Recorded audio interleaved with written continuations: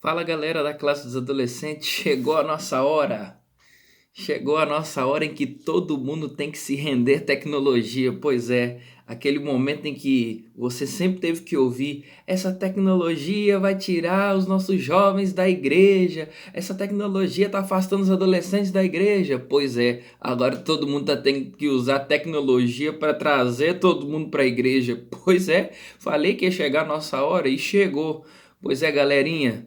Larga um pouquinho aí o Free Fire, larga um pouquinho aí o LoL, larga o Pocoyo, que eu sei que você gosta de assistir, não esconde não. Deixa isso aí um pouquinho de lado, porque vamos começar agora a estudar a lição. Pois é, vai lá, pega a sua lição, pega a sua Bíblia, deixa o celular preparado aí também. Eu sei que a maioria está assistindo no celular mesmo, mas deixa aí já preparado o grupo dos adolescentes da tua igreja. Se não tem grupo de adolescente, já passou a hora de ter, tá bom? Prepara aí o grupo dos adolescentes da tua igreja e prepara também o seu Instagram. Se você ainda não tem perfil no Instagram, não sei o que você está fazendo no mundo ainda como adolescente sem Instagram. Mas prepara aí, porque daqui a pouquinho nós vamos precisar usar essas ferramentas aí, beleza? Vamos lá, mas a lição dessa semana, ela está baseada em 2 Crônicas capítulo 20, ou 2 Crônicas capítulo 20, viu? 2 Crônicas capítulo 20 foi o capítulo que eu estudei para o meu TCC. O que é TCC, pastor? Oh, jovens mancebos, vocês ainda vão aprender o que é isso. TCC é o motivo que mais tira o seu sono durante quase um ano, mais ou menos. TCC é o trabalho de conclusão de curso da faculdade. Chega um período em que você, para formar, tem que entregar o seu TCC. É um trabalho de um ano de pesquisa. Eu tive que pesquisar em cima desse texto aí. Eu tive que pesquisar, não, eu escolhi, né? Foi um texto que mexeu demais comigo, marcou demais minha vida. Então, eu estudei exaustivamente até cansar. Estudei 2 Crônicas capítulo 20, quando fala dessa história, né, do rei Josafá, uma história muito bonita e marcou minha vida e de fato, quando falo de reavivamento e reforma, para mim esse é o principal texto. E aí eu estudei não só 2 Crônicas 20, mas a história como um todo. Tive que pesquisar um pouquinho sobre 2 Crônicas 20, mas vamos lá, pega aí a sua Bíblia, pega a sua lição, pega tudo que eu já falei que a gente deveria fazer, tá bom? Pegou aí? Podemos orar então, antes de começar? Fecha o seu olho aí. Não é para ficar de olho aberto não, pelo menos agora fecha o olho aí dessa vez, tá bom? Vamos lá, fecha os olhos, vamos orar. Pai amado, nós vamos estudar a lição nessa hora e precisamos da tua companhia. Afinal de contas, o Senhor é o autor da Bíblia. Quem melhor do que o Senhor para nos ajudar a entender o que vamos estudar agora? Fica com a gente, nos dê a tua orientação, o teu guia. É o que nós pedimos e agradecemos em nome de Jesus. Amém. Antes da gente começar, você tá vendo que eu tô com a camisa do Adolecamp? Esse ano é ano de Adole. Eu não sei se você já fez sua inscrição do Adole ou se a sua professora da classe dos adolescentes já falou contigo sobre o Adole. Ainda não falou, não? Ué, tá faltando o quê? Vai lá, fala com ela. Talvez sua igreja nem tenha a classe dos adolescentes, mas fala: eu quero ir pro Adole, como é que eu faço? Aí ela vai te dar as dicas direitinho como é que funciona a inscrição pro Adole. Tá bom? Mas vamos lá, vamos para a história de Josafá. Eu gosto muito de contar a história. A história de Josafá é mais ou menos a seguinte. Até cruzei a perna aqui, não dá para ver, mas eu vou te explicar como é que é a história. Josafá era um homem de Deus. Josafá era um homem que Deus tinha dito assim: Josafá, você é um cara bom. Não vai se misturar com quem não presta. Já ouviu isso? Te parece familiar? Parece sua mãe falando com você, né? Não vai se misturar com quem não presta. Não, mãe, mas todo mundo faz. Mas você não é todo mundo. Pois é mais ou menos isso que Deus falou com Josafá. Não vai se misturar com quem não presta. Eu não quero que você faça aliança com quem não crê em mim, com quem é pagão e tudo mais. E aí Josafá foi fazer uma aliança, e quando eu falo de aliança é criar um parentesco entre as duas famílias. Foi isso que aconteceu. Josafá se uniu a Acabe. Quem era Acabe? Acabe era o rei do reino do norte, o rei de Israel. Enquanto Josafá era o rei do reino do sul, o reino de Judá. Qual é o problema? Era rei de Israel, não era uma coisa boa do povo de Deus? Negativo, nananina não. Acabe era um cara que tinha se casado com Jezabel. Já ouviu falar dessa tal de Jezabel? Pois é, uma mulher terrível que mandava no marido. Não é só porque ela mandava no marido não, viu? As feministas não precisam rasgar as vestes agora de desespero, não. É o seguinte, Jezabel foi tão ruim para a vida de Acabe que Acabe passou a adorar outros deuses. Ele não tinha esse costume, ele adorava o Deus verdadeiro. O negócio foi tão feio que Acabe teve amando de Jezabel. Jezabel mandou mesmo, falou assim, ó, eu quero que você tire tudo que tem do templo de Deus e coloque tudo que é do Deus Baal dentro do templo de Deus. Inclusive, prostituição dentro da igreja, dentro do templo de Deus. Foi isso que aconteceu, uma coisa terrível. E aí Josafá foi se unir exatamente com esse cara. E sabe qual foi o resultado disso? Deus já tinha avisado. E vou te falar uma coisa. Quando sua mãe te falar assim, meu filho não faz isso, minha filha não faz isso, não faz. Ou então vai acontecer isso. Olha, vai acontecer mesmo. Sua mãe tem um negócio de Ellen White que ninguém entende. É um negócio de profecia que só mãe sabe. Sua mãe falar assim, vai chover, é porque vai chover. Vai, ó, leva o casaco que vai fazer frio. Vai fazer. E Deus tinha falado, olha, não, e Deus melhor do que ninguém, até mais do que mãe, bem mais do que mãe, 500 mil vezes mais do que mãe, Deus sabe o que vai acontecer no futuro. E Deus falou, Josafá, vai dar ruim para você. E deu ruim. Deu ruim da seguinte forma. O que pegou? Os reis que eram inimigos de Acabe passaram a ser inimigos de Josafá também. Eles olharam e falaram, ah, Josafá, beleza, é assim? Você agora é amigo, fez aliança com Acabe? Nós somos seus inimigos também. E tem mais, nós vamos atacar a sua cidade e vamos atacar o seu povo agora. Josafá morreu de medo, é claro, você conhece a história que Josafá tremeu de medo porque o exército dele era um exército pequenininho, destreinado, fraco, e agora 3 exércitos estavam vindo contra ele. O desespero foi tão grande que ele tremeu de medo. A Bíblia fala no capítulo 20, 2 Crônicas 20, verso 3, que ele tremeu de medo. Só que o que ele fez? Qual foi a reação dele diante do medo? Ele orou. Pois é. Ele orou e aí, depois de muita oração, convocou o povo para ir para a praça. Vamos todo mundo orar, gente, orar e jejuar. Foi uma oração e jejum coletivo. Todo mundo orando, jejuando. Por falar nisso, tem gente com ideia aí de querer jejuar durante esse período. Eu sei que tem crente. Você é muito crente, querendo orar e jejuar nesse período. Gente, faz jejum não, tá? Só ora. O jejum baixa a imunidade, aí o vírus pode te pegar. Não tô querendo colocar medo em você, nem pânico, não. Mas não faz isso não, tá? Deixa o jejum para outra hora. Tem gente querendo pagar de crente nessa hora e, enfim. Mas vamos seguir a história. Josafá teve medo, orou e aí convocou o povo para orar e jejuar, todo mundo na praça junto. E naquele momento, Deus fala através de um homem chamado Jaaziel. Daqui a pouquinho eu vou voltar nesse nome, grava bem. Jaaziel, com 2 As. Jaaziel. Jaaziel se levantou e falou assim, ó gente, Deus mandou falar um negócio aqui para vocês. E o que Deus mandou falar? É o seguinte, Deus mandou dizer que vocês vão vencer essa batalha contra esses 3 exércitos sem precisar tocar um dedo. Eles acreditaram e foram para a batalha. Josafá, o rei, então teve uma ideia muito maluca e disse assim, eu não quero que vá os melhores guerreiros na frente da batalha, eu quero que vá os melhores cantores. Cantor? É, isso mesmo. Colocou os melhores cantores cantando que a misericórdia do Senhor dura para sempre, que Deus é mais poderoso, enfim, eles foram cantando. E era assim, tinha sempre um vale onde aconteciam as guerras, né? E eles vinham agora subindo a montanha e o vale estava aqui do outro lado. Eles subiam a montanha, desciam a montanha e o vale estava aqui para uma guerra. Estou tentando mostrar minha mão aqui para você ver. E aí, enquanto eles subiam a montanha, eles iam cantando. Do outro lado vinham 3 exércitos. E aqui vinha o povo subindo, marchando, cantando, marchando, cantando. Eu não estou olhando para a câmera agora para ver minha mão, se está dando certinho aqui. Isso. Aí eles subiam de um lado, do outro lado vinham os 3 exércitos subindo. Só que enquanto eles subiam e cantavam cada vez mais forte, do outro lado vinham os 3 exércitos, o povo do outro lado, os 3 exércitos, começaram a pensar assim, gente, tá vindo muita gente, mais do que a gente esperava aí, tem algum problema? E aí o comandante dizia, não, vamos embora, vamos lá, nosso exército é maior. Não, mas tá ouvindo não. E aí começou aquela briga. Tá vindo muita gente, tá vindo pouca gente, aquela briga, até a ponto deles caírem na mão. E a briga foi tão feia que eles começaram a matar um ao outro. Quando o povo de Judá subiu a montanha, chegou no topo, olhou lá embaixo, o que tinha? Só gente morta. E aí cumpriu-se o que Deus tinha prometido, que eles venceriam os 3 exércitos sem tocar um dedo neles. Eles confiaram em Deus e a história termina assim, viveram felizes para sempre. E não é à toa que, segundo a Crônicas 20, tem aquele texto muito conhecido, crede no Senhor teu Deus, estarás seguros, crede em seus profetas e prosperareis. Porque eles acreditaram que o profeta Jaziel disse e eles prosperaram e venceram aquele momento, aquela batalha. Mas deixa eu te perguntar uma coisa, medo, todo mundo tem, não tem? Não sei quem acompanhou a nossa série lá na Igreja do Mutirão, a série Levemente, e aquela série nós falamos um episódio lá sobre medo, e medo é normal, é comum na vida de todo mundo, tanto é que cada fase da vida a gente tem um medo diferente, é assim ou não é?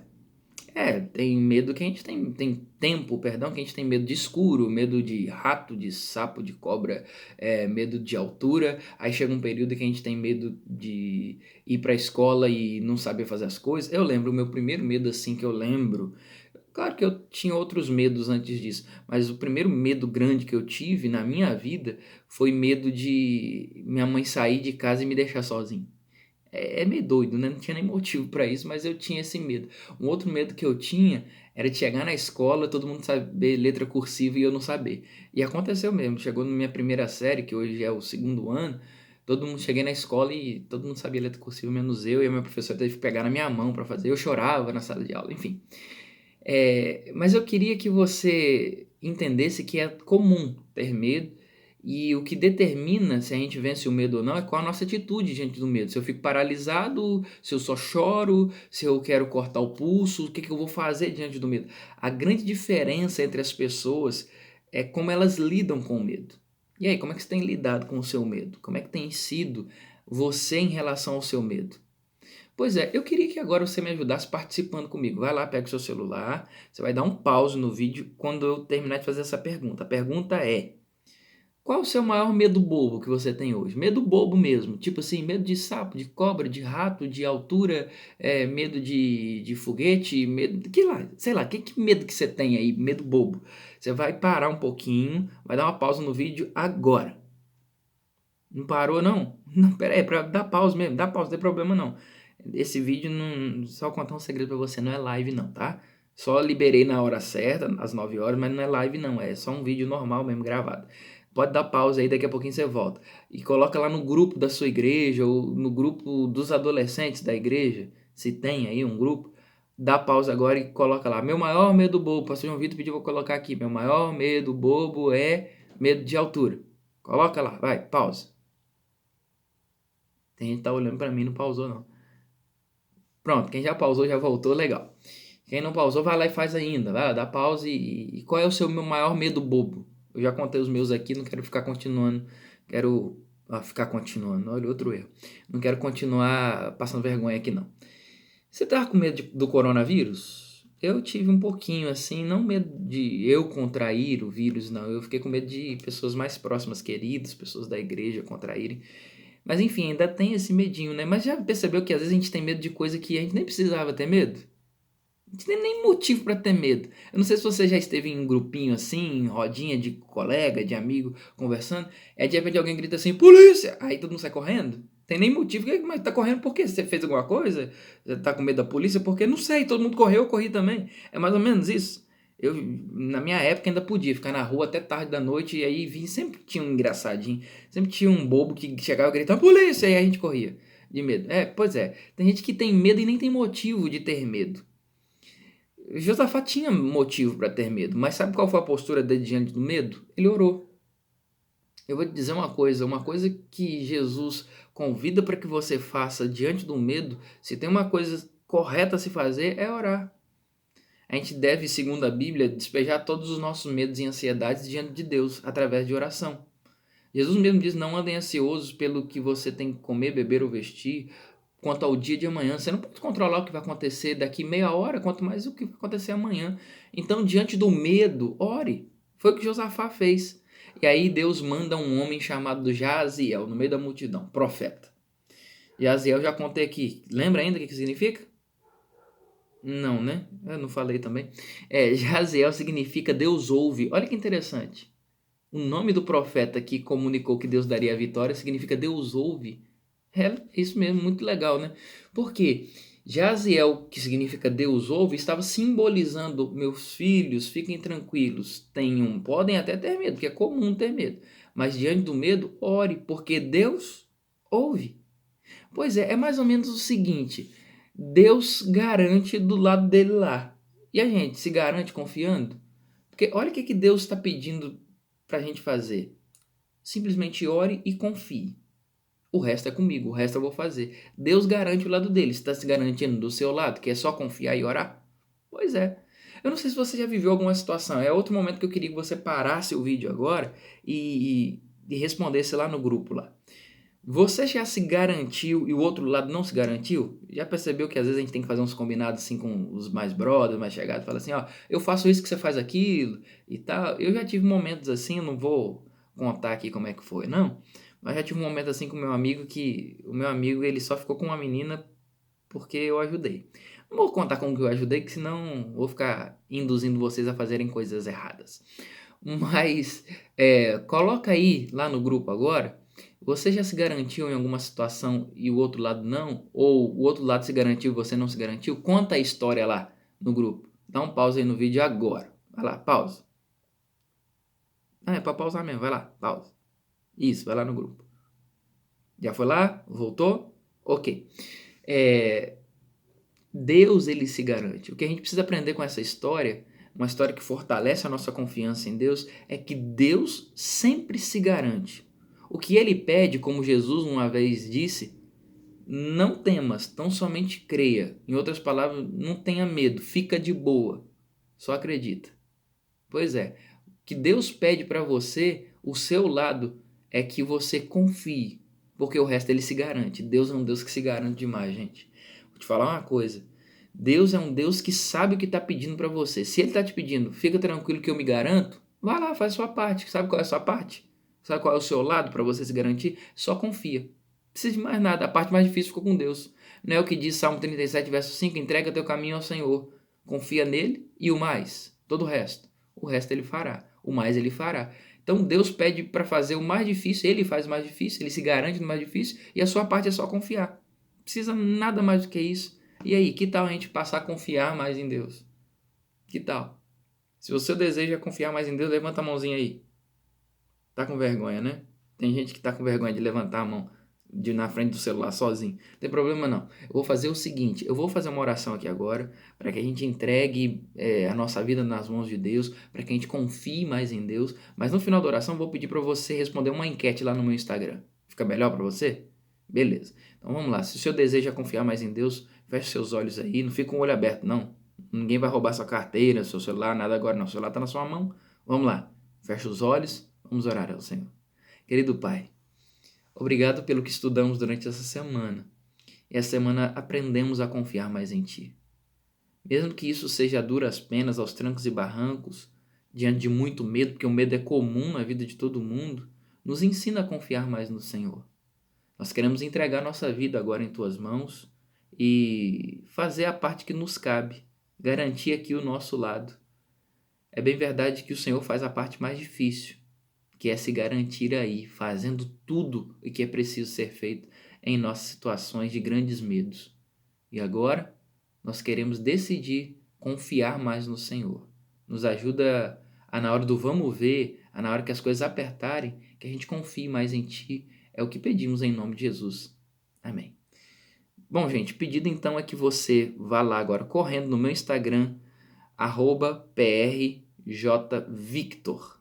@prjvictor. Quem não me segue lá ainda, não precisa me seguir não, é só ir lá nos meus stories lá e responder a enquete. Qual é a enquete? Você deseja confiar mais em Deus? Lá é anônimo, só você colocar lá. É anônimo não, porque eu vou ver. Mas você pode colocar lá sim ou não. É o apelo de hoje, como você vai responder o apelo, precisa levantar a mão, você só vai responder essa enquete. @prjvictor. Vai lá, responde, vou ficar te esperando. Mas muito obrigado por você ter deixado eu chegar aí para a gente estudar um pouquinho do que estudamos durante a semana na lição dos adolescentes. Que Deus te abençoe, que Deus continue com você. Valeu!